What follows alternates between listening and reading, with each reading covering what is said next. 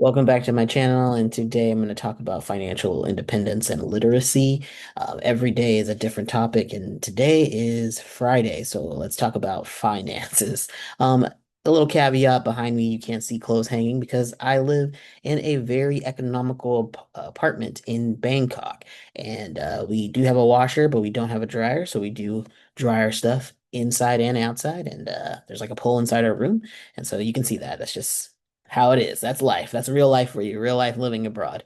But yeah, getting back to the topic at hand, it is about financial literacy. Let me just give you like this basic definition. It's kind of long, but I think it's really it covers everything pretty well. So, financial literacy is the essential ability to understand and manage money effectively, covering budgeting, saving, investing, and debt management.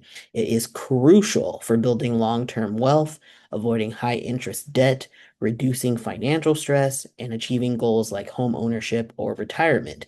And it enables informed decision making and protects against financial fraud.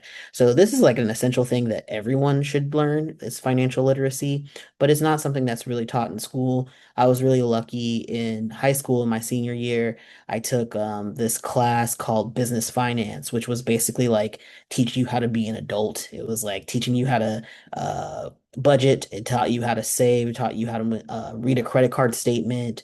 Taught you how to like balance your checkbook. It like they taught you how to tie a tie. It was like actually teaching you how to be an adult, and it was pretty helpful. I was already over 18 and living out on my own actually by that time, but it was nice to like have a little bit of practice, even though I was already putting those things into practice in real life, but to like get formal education around it.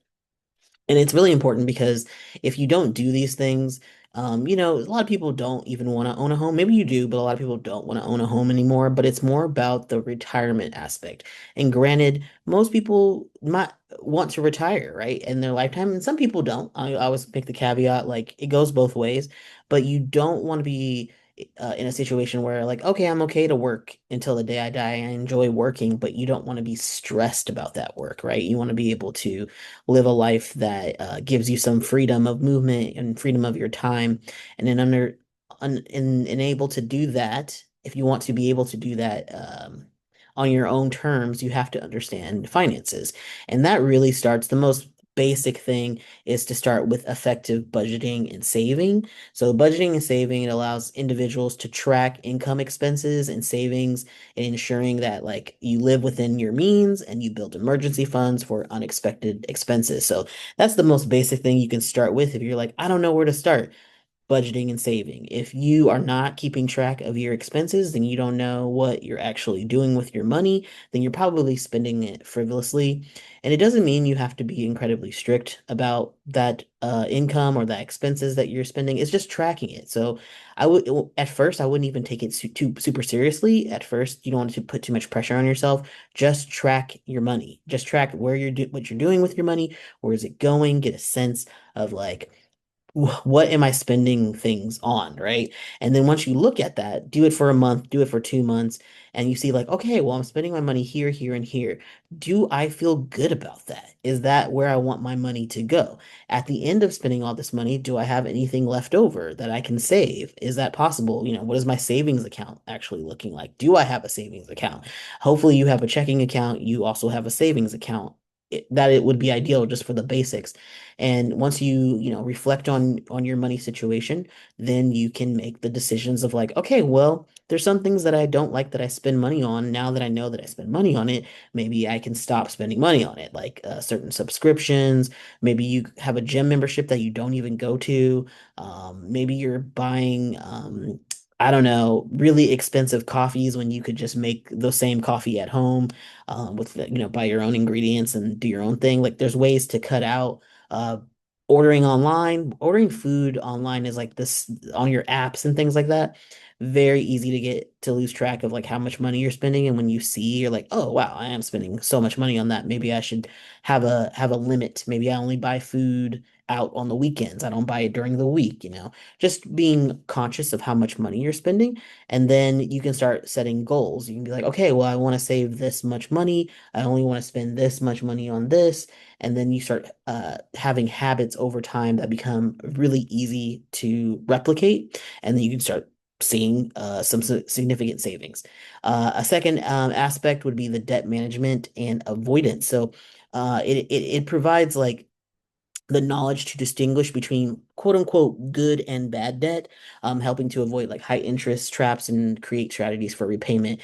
A big thing about the United States, if you live in the West, is debt is kind of a part of living. That is not the case in the rest of the world. The rest of the world does not like just expect their citizens to have debt all the time. They actually see that as a negative. But in the United States, they want you to have debt. And the way to get around that is to have quote unquote good debt. So that means that maybe you have a credit card and you use it to make certain purchases, but you pay off that balance, the entire balance, before the end of the next month, before the bill is due.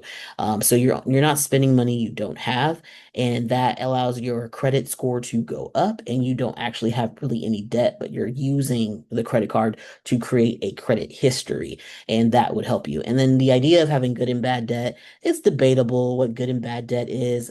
Good debt, you could say, is like school debt or maybe your car loan, things like that. Bad debt would be like a credit card where you spend frivolously on things you don't need and then you don't pay off the balance, right? That would be bad debt or uh, loans, just loans in general, is bad debt. Some would call that, a house loan.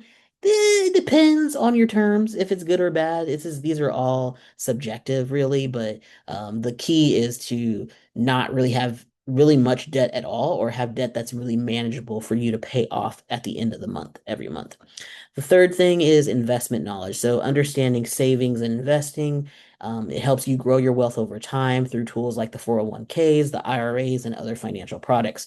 If you have a job that gives you a 401k, you should be utilizing it. If you are independent, you should open your own IRA. So, investment retirement account, basically, that's what it stands for. There's a lot of different ones, but the key is to open these accounts, put money into them, max them out every year, and over time you will see it's not immediate. It is a slow build because interest does compound, which means it compounds on each other over time, and you will see a significant amount of savings and retirement money grow over decades, essentially. You want to start when you're really young. It's never too late to start, but the key is to start pretty early and to grow your wealth over time through IRAs, through index funds, things like that.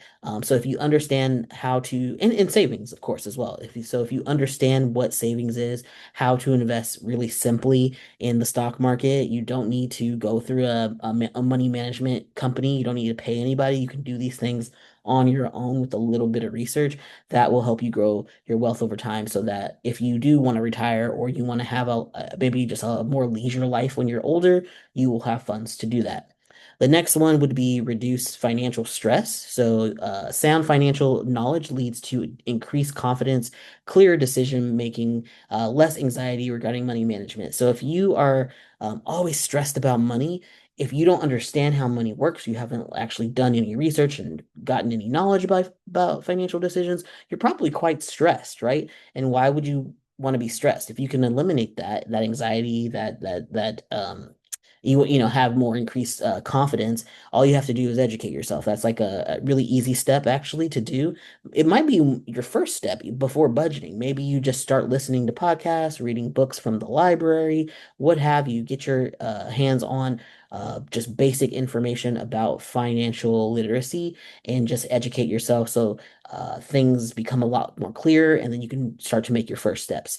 Another term would be, or another aspect would be long-term security and independence. So it enables people like yourself to plan for retirement and make informed, confident decisions about major life milestones, ultimately leading to a greater economic stability. So that kind of goes to the whole retirement thing, right? So when you get older, maybe you're going to retire, maybe you're not. It just kind of depends on your financial situation. Regardless if you're going to retire or not, you probably want to be in a financial situation where you're not stressed, right? So if you do have to keep working until the day you die, wouldn't you like it to be like, oh, well, I only have to work part-time, or I don't have to care so much about what type of job that I get. I can get kind of any job because I have this backup of of wealth that I've built over my lifetime, savings or what have you. I have all these, I have a trust fund, whatever you want to do to secure your life. You have a lot of things in place and you're confident about that. And, long term, you can be more independent in the things that you want to do.